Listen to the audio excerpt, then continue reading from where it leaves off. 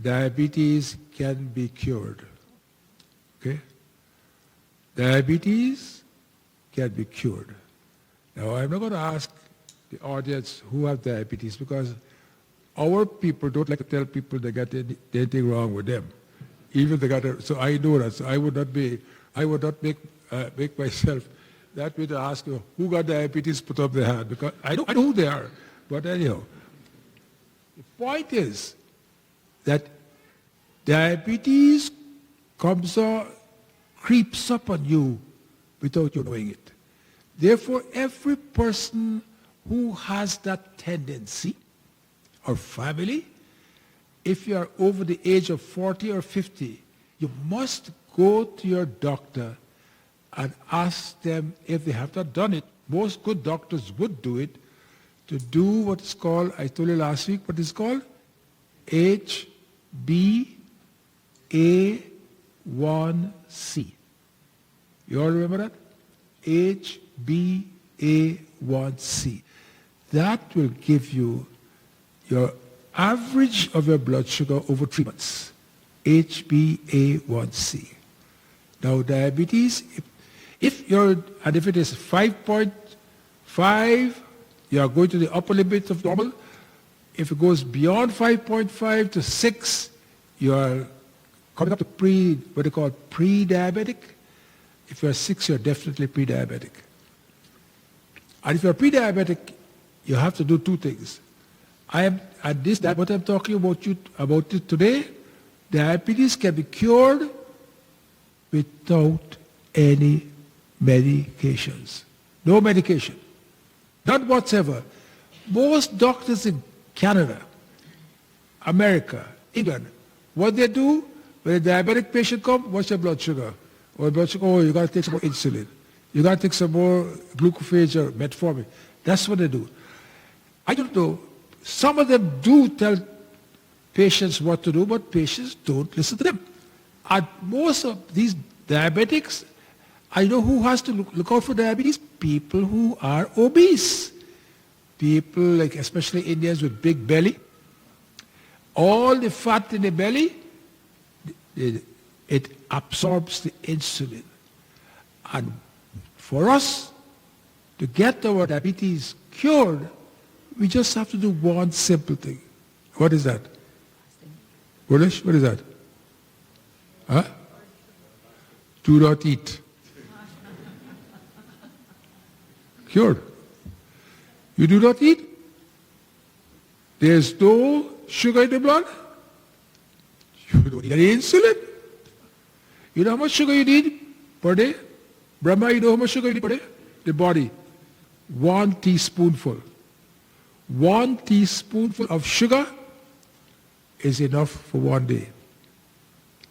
And it is, I don't want to get too biochemical here.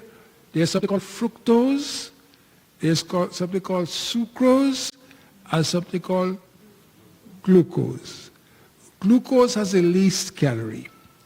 Sucrose is 50% glucose and 50% fructose. And fructose, you know where fructose came from? The Japanese. They made corn syrup. And corn syrup is in everything in America, England, and all over. That corn syrup contains fructose, and the fructose goes straight into your liver.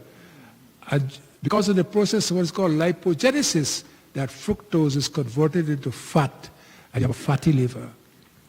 And when you have a fatty liver, you cannot absorb the energy from that you take from the glucose, and if you look at any label that you're going to use, it has fructose on it. Fructose is a poison. Here I'm telling you, fructose, all these they all have fructose. It's a poison. Now, how can you cure diabetes? If you do fasting, it's called intermittent fasting. This intermittent fasting I told you about already. You can eat at 6 o'clock in the afternoon and don't eat next day until 18 hours or 16 hours.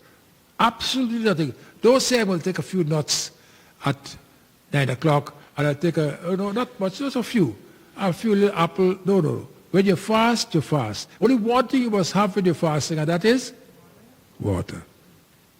Or green tea. And when you fast like that, what is going to happen? Your body is going to burn the fat, because there's no sugar now. The body is going to burn the fat, and you become what is called ketotic. You become ketotic, means a process of ketosis is going on. But ketosis is burning the fat, and ketosis is good for your brain. You know that? Ketosis is good for repairing the nervous system and the brain. There are many people now in Silicon Valley, when they are on a project, they don't eat. You know why? Their brain is much more active when you're fasting than when you are eating. You check it out. If you're not a gluttonous person and you have to eat, you try fasting. And the fasting will melt your fat away. You have to do intermittent fasting 3 times a week if you're overweight. 3 times a week. Even if you're not overweight, if you're diabetic, you do intermittent fasting. And if you do the intermittent fasting, you do not. Oh, you have to watch your carbohydrate intake. You can't eat flour. Anything that's F-L-O-U-R, as far as you're concerned, if you're diabetic, anything that's F-L-O-U-R, you don't want to see it. A little bit rice is not too bad, but flour, the worst thing.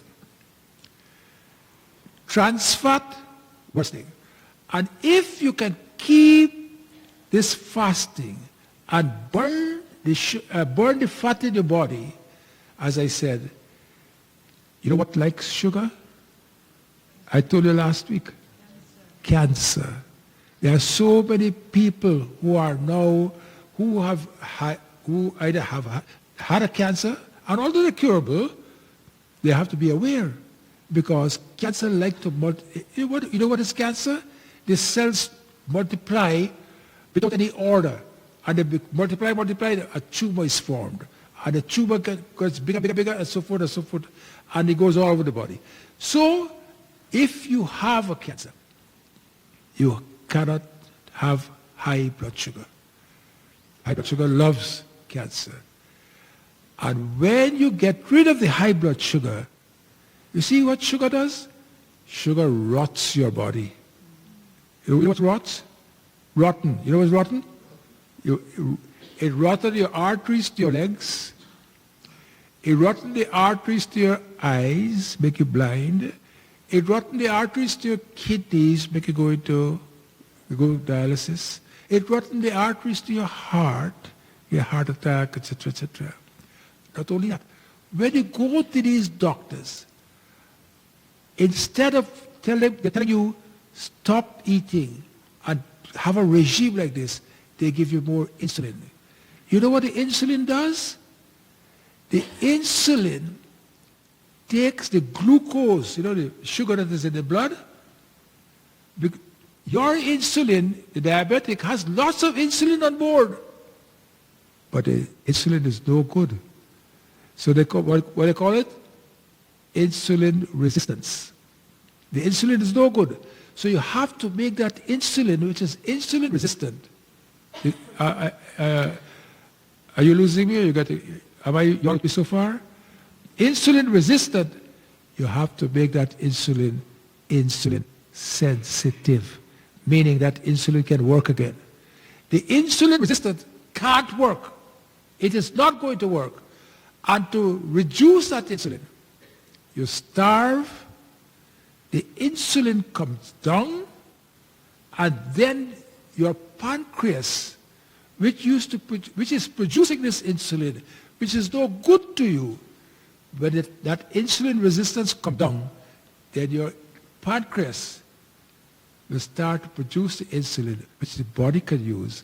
So the little sugar that you have, Your pancreatic insulin, which was not working before.